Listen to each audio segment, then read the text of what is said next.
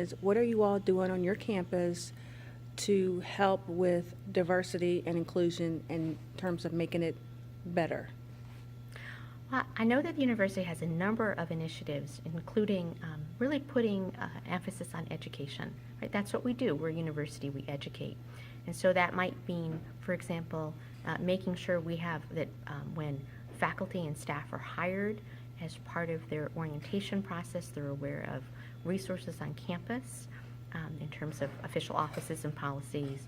And we do use training, online training, that all employees have to complete within a certain time. And again, that covers sort of general terms and policies for the university.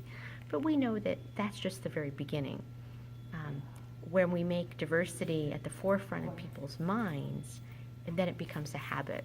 And that's what takes the time and effort. So for example, we do a lot of things at lunchtime, which allows not only faculty but staff whose workspace may be more regimented than faculty, the opportunity to meet with people that might be different than them. So a great initiative they had this week was come to lunch, and the point was to sit with someone who was different than you were.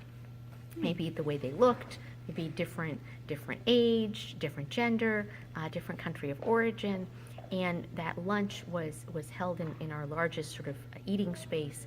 And if you came, you got a free lunch, right? So that makes it easy, and because not everyone, pays for lunch every day, and this could be seen as something special. And it was sort of designed again to get, maybe a BSA, what we call our janitors, who have to eat, or an office associate, and our office associates, they really are the front line in interaction with students. To maybe a faculty member who teaches online and maybe doesn't get a chance to interact face-to-face with students. So that's an initiative. Also bringing in, and we do this across all the colleges, particularly through our cultural enhancement series, so there's money behind that to hire, to be paid speakers, and we do, I want to say 3 to 4 each semester. These are headline events that goes across the intellectual gamut and cultural, so it could be a dance troupe. Garth Fagan, for example, came not too long ago. His troupe is from Rochester, New York. It's a modern dance troupe. Most of the dancers are people of color, for example, and so just allowed a lot of discussion about cultural diversity and forms of expression. Spike Lee came a few years ago and was a headline speaker who talked about race and inclusion. A very powerful talk that he did. But so those are like the big names, right? So you bring in a big name, but that again, that's only just part of how we do collaborations. The university has, through its Office of Diversity, ways to make resources available to faculty in their classrooms that are sort of teaching points and dialogue points.